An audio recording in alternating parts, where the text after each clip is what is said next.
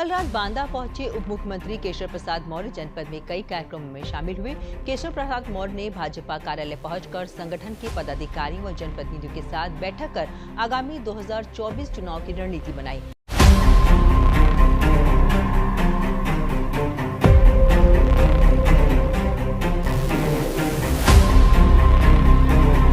इसके साथ ही उन्होंने स्थानीय कृषि विश्वविद्यालय का निरीक्षण भी किया। बाद में कलेक्ट्रेट सभागार में जनपद के प्रशासनिक अधिकारियों के साथ समीक्षा बैठक भी की।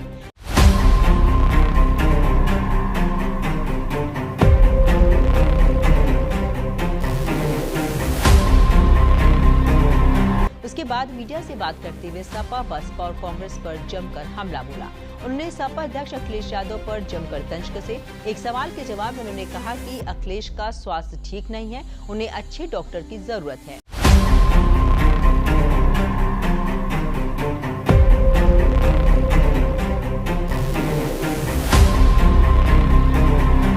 उन्होंने 2024 के चुनाव को लेकर कहा कि यूपी में समाजवादी पार्टी का खाता नहीं खुलेगा। अखिलेश यादव सत्ता के लिए जैसे तड़प रहे हैं वैसे ही तड़पते रहेंगे।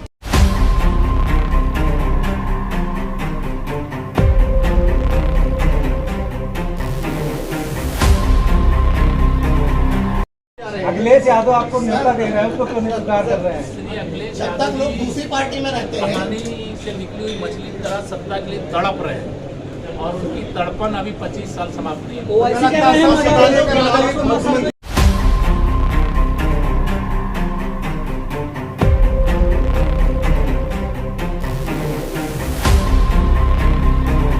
आप लग रहा है श्री अखिलेश यादव जी के स्वास्थ्य को लेकर के गंभीर नहीं है। मैं उनके स्वास्थ्य को लेकर के चिंतित हूँ, क्योंकि इस अवस्था में जो भारतीय जनता पार्टी प्रचंड बहुमत के साथ सरकार चला रही है, उनको श्री अखिलेश यादव जी की जरूरत नहीं है। जिनका अखिलेश यादव जी की पार्टी के अधिकतम विधायक हमारे संपर्क में वो भाजपा में आना चाहते हैं।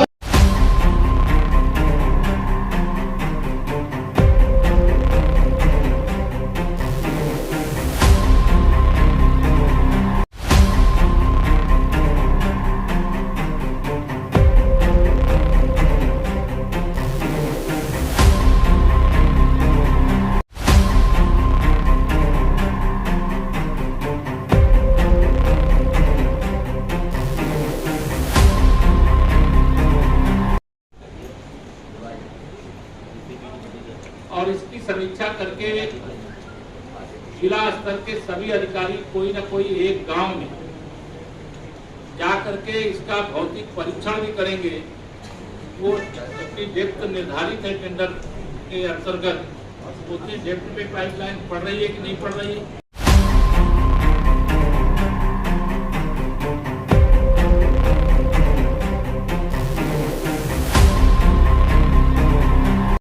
का काम किया गया है। बीसी सखी, बैंक सखी, विद्युत सखी इस रूप में चयन करके उनको प्रशिक्षण दे करके उनको मनरेगा की साइडों में विशेष तौर से बीसी सखियां जाकर के उनके श्रम का भुगतान करें। और बहुत जगह एक से अधिक गांवों में आने जाने की असुविधा है, तो क्षेत्र पंचायत के स्तर से जो विलुप्त नदियां हैं उसे जिला स्तर पर प्लान बना करके उसको पुनर्जीवित करने का भी निर्देश दिया गया। अमृत सरोवर योजना या एक पीढ़ी के लिए नहीं, आने वाली कई पीढ़ियों के लिए है, उसे भी ठीक ढंग से आगे बढ़ाया जाए। आज यह बैठक में गंभीरता से समीक्षा करके और जहां कहीं पर भी कोई कमी उसमें सुधार करते हुए, कोई अधिकारी कोई गड़बड़ कर रहा है, कर्मचारी गड़बड़ कर रहा है तो उसके खिलाफ कार्रवाई करते हुए और जन कल्याण की योजनाओं को सरकार की मंशा के अनुरूप लोगों तक पहुंचाने का निर्देश दिया गया है। इसका कहना कोई आपको यूपी बिहार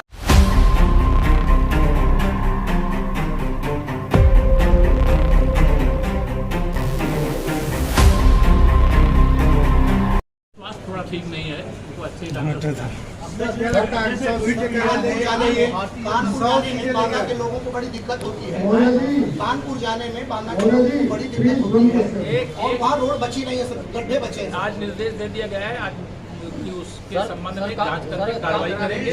मायावती कह रही है सरकार को मदरसे पर ध्यान देना चाहिए, सरकार की नजर कब तक टिकी बन हुई जाएगा? है। व्यक्ति बोलो ना, मुस्लिम समाज शोषण कर रही है। आवासीय सर कब तक बन जाएगा? बनके तैयार हो, उसको समयबद्ध तरीके से उपलब्ध करा। और विपक्ष लगातार आप पे आरोप लगा रहा है कि आप नौकरियां नहीं दे रहे हैं, जो बेरोजगारी का जो ग्राफ है वो बढ़ता जा रहा है। बेरोजगार तो ऐसे में युवा जो है आप मेरी बात सुनो, बेरोजगार विपक्ष है, युवाओं के लिए रोजगार के अनेक अवसर उपलब्ध है। नहीं कहते कि आप नौकरी जो निकालते हैं उस पे पेपर भी आप लीक करा देते हैं। पेपर लीक करने वाला गैंग सपा का था, उस गैंग की नशे तोड़ करके उनको जेल भेज दिया। सर कांग्रेस कहती है कि हम महंगाई पे मुद्दा उठाते हैं तो वो संसद में उलझा देते हैं, हमें फंसा दी जाती है। कांग्रेस के पास मुद्दा ही नहीं, मुद्दा विहीन कांग्रेस, नेता विहीन कांग्रेस। इस समय पूरे देश के अंदर उनका कोई नेता नहीं है, उनके कोई अगुवा नहीं है। जो आगे आता है वो पीछे हो जाता है, वो छोड़ के कांग्रेस चला जाता है। अखिलेश यादव आपको न्योता दे रहे हैं। अरे ये उस दूसरे पार्टी की समस्या मुझसे क्यों पूछ रहे हैं? भाजपा में कोई समस्या नहीं है, भाजपा मजबूत है, भाजपा पूरी ताकत के साथ मायावती जी कह रही है सरकार को मदरसे पर ध्यान देना चाहिए। माननीय मंत्री जी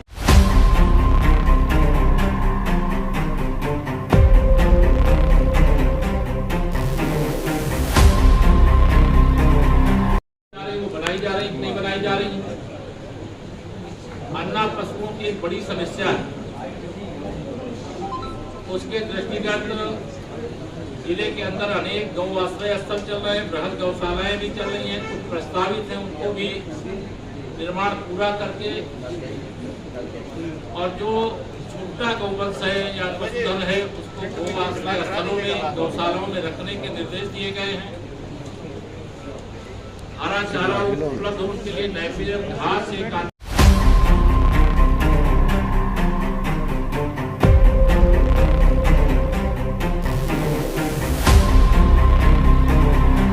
बड़े पैमाने पर लगाने और भूसे की आवश्यकता के अनुसार उसे उपलब्ध कराने के भी निर्देश दिए गए हैं।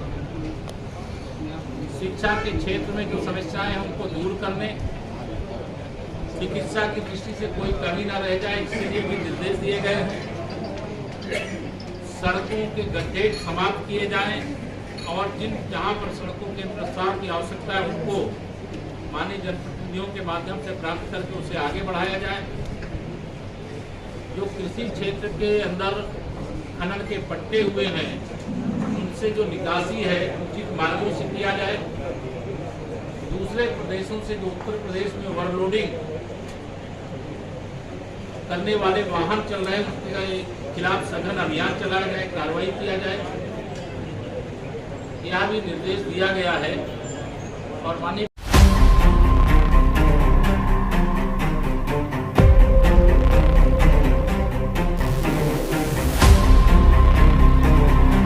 फार्मूला सही साबित होगा, नहीं तो इस फार्मूले को सही गलत होने की गणित है। इसका गणित मुझे लगता है आप सब पत्रकार मित्रों को समझ में आना चाहिए कि यूपी में समाजवादी पार्टी का खाता नहीं खुलेगा। श्री अखिलेश यादव जी सत्ता के बिना जैसे तड़प रहे वैसे तड़पेंगे। श्री नीतीश कुमार जी जिन्हें मुंगेरी लाल का हसीन सपना दिखाई दे रहा है, 2014 में अकेले लोकसभा का चुनाव लड़े थे, केवल 2 लोकसभा सीटों पर विजय प्राप्त हुई थी।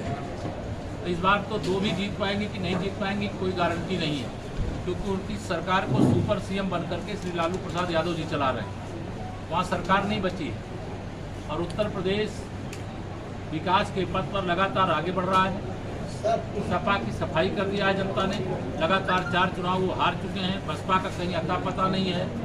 कांग्रेस के श्री राहुल गांधी जी भारत जोड़ो यात्रा निकाल रहे हैं परिवार को अपने बचाने के लिए, और कांग्रेस के दिग्गज नेता कांग्रेस छोड़ो अस्तित्व बचाओ अपना वह अभियान चालू किए हुए हैं। इसलिए 2024 में हम 2019 से ज़्यादा लोकसभा सीटें जीतेंगे। यूपी में हमें पूरा विश्वास है कि 80 की 80 सीटें जीतेंगे। सरकार के दोनों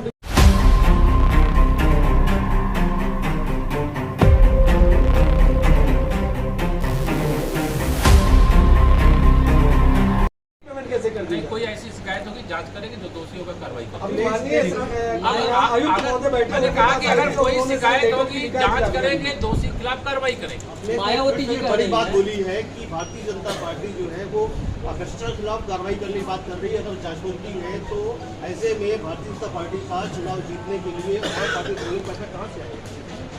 सपा, बसपा, कांग्रेस मतलब भ्रष्टाचार, और भारतीय जनता पार्टी का मतलब है कि भ्रष्टाचार का अंत।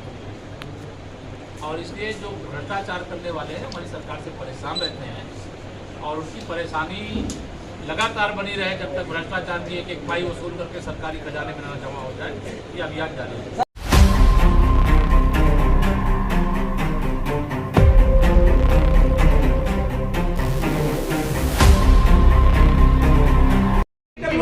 नीलाम होने की कगार में कैसे बचाएंगे? अरे कोई नहीं नीलाम होने की कगार में। उत्तर प्रदेश देश के नंबर 1 प्रदेश में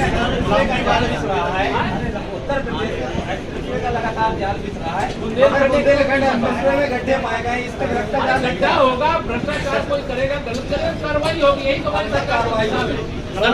लखनऊ में आज बिहार की फोटो नजर आ रही है। आने तो पोस्टर आ रहे हैं ना, सीटें नहीं आ रही ना, उनके पोस्टर तो आएंगे। पोस्टर आने सीट नहीं आ रही, सीट जनता के आशीर्वाद से आती है।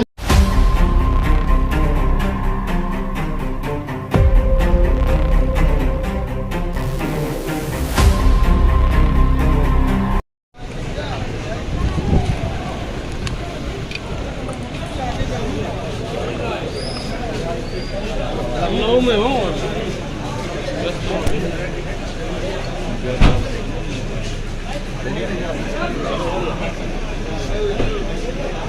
पंकज